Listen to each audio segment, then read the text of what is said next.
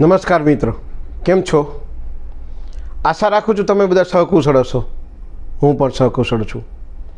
આજે ફરી એકવાર નવી સ્ટોરી લઈને આવી ગયો છું તમારા માટે, તો ધ્યાનથી સાંભળજો અને અંત સુધી જોજો. ચાલો મોડું ન કરતાં આજનો વિડીયો ચાલુ કરીએ છીએ. સ્ટોરી જો ચેનલ પર નવા હો તો સબસ્ક્રાઈબ કરી લેજો. સ્ટોરી પસંદ આવતી હોય તો વિડીયોને એક લાઇક કરી દેજો અને આ વિડીયો તમારા ફ્રેન્ડ સર્કલમાં, ફેમિલી મેમ્બરમાં, ભાઈ બહેનને શેર કરી દેજો. તો ચાલો મોડું ન કરતાં આજનો વિડીયો શરૂ કર્યો છે.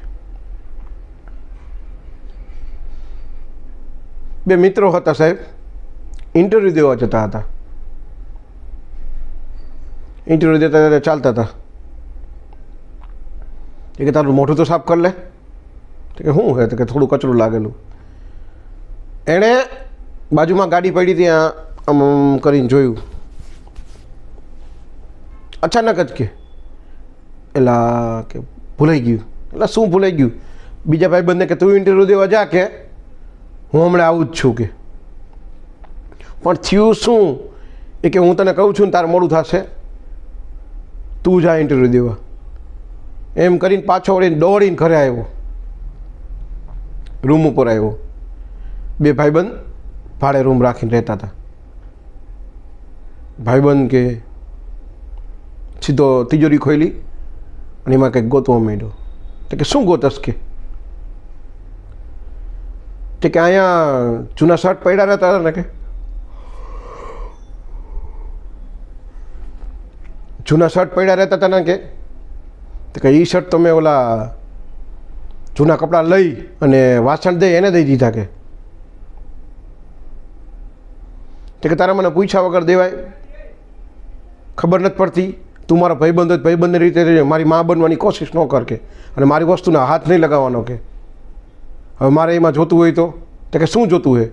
તો કે પીળા કલરનો શર્ટ હતો એ મારે જોતો હતો. કે એ કે પણ કપડાં તો બહુ જૂના હતા, કે એટલે મેં દઈ દીધા તને પૂછ્યા વગર. એ કે ભલે જૂના હોય, કપડાં તો મારા હતા ને. કે હવે મારે જોતો શર્ટ, ક્યાંથી ગોતું? કે ક્યાં લેવા જાઉં?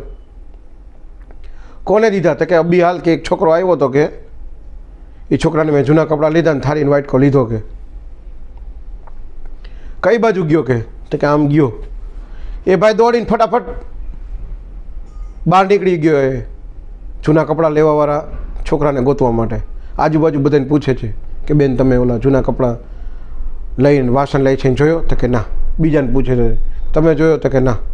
આવી રીતના આજુબાજુ બધા એરિયામાં એ ફરી વળ્યો, પણ એ છોકરો ક્યાંય મળ્યો નહીં. જ્યારે ગોતતો તો એ દરમિયાન એનો જે રૂમ પાર્ટનર હતો એ ગોતતો હતો તિજોરીમાં, તો એને શર્ટ મળી ગયો. જૂનો શર્ટ મળ્યો એટલે પાછો આવ્યો ને, તો એ નિરાશ થઈને પાછો મળ્યો. તો કે મળ્યો? તો કે ના. તો કે આ જ શર્ટ પીળો તું ગોતતો હતો? તો કે હા. તરત જ એને પીળો શર્ટ લઈ લીધો. હા, હું આ જ શર્ટ ગોતતો હતો. એમ કરી અને પીળો શર્ટ લઈ લીધો અને તરત ગીચામાં જોયું તો ગીચામાં એમાં પપ્પાનો ફોટો હતો. તો કે કેમ આ શર્ટ?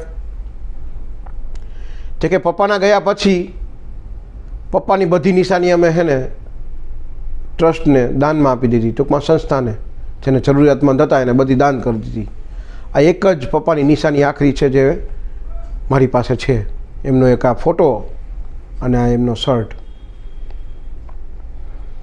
જ્યારે પણ બહાર જાઉં છું ને તો શર્ટ પહેરીને જાઉં છું, એટલે પપ્પાની યાદી રહે મારે. અને આ શર્ટ ગમે એટલો જૂનો થઈ જાય પણ મારા માટે નવો જ છે, મારા પપ્પાની યાદી માટે. કે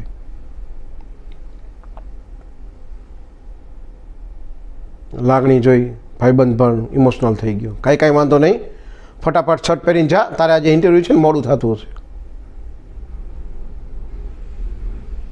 ફટાફટ શર્ટ પહેરી અને ઇન્ટરવ્યૂ દેવા ગયો. ઇન્ટરવ્યૂ દઈને ઇન્ટરવ્યૂમાં પાસ પણ થઈ ગયો. કે કાંઈ વાંધો, તમારો રિઝ્યુમ અને એક્સપિરિયન્સ બહુ સારો છે, તમારું ઇન્ટરવ્યૂ પણ સારું ગયું છે, તમે કાલથી જોઈન કરી શકો છો. એ ભાઈ પપ્પાના આશીર્વાદ રૂપ એ શર્ટ રાખતો અને એની આખરી નિશાની તરીકે સાચવતો. આપણી પાસે પણ કોઈ આપણા અંગત વ્યક્તિનું ભાઈ બહેન મમ્મી પપ્પાની આખરી નિશાની હોય છે ને આપણે પણ સાચવતા હોઈએ છીએ. આ ભાઈ પાસે એના પપ્પાની આખરી નિશાની એનો શર્ટ હતો. જો તમારી પાસે પણ કોઈ તમારા અંગત વ્યક્તિની આખરી નિશાની હોય તો એ સાચવજો, કારણ કે ક્યારેક ક્યારેક આપણને એની જ્યારે યાદ આવતી હોય તો એ આપણને સહાનુભૂતિ પૂરતું કામ લાગતું હોય છે. તો વિડીયો તમને કેવો લાગ્યો? જો વિડીયો ગમ્યો હોય તો વિડીયોને એક લાઇક કરી દેજો. ચેનલ પર નવા હો તો સબસ્ક્રાઈબ કરી લેજો, કારણ કે ઇન ફ્યુચર આવા નવા વિડીયો તમારા માટે લાવતો રહીશ. તો આજ માટે આટલું જ. જય હિન્દ, વંદે માતરમ.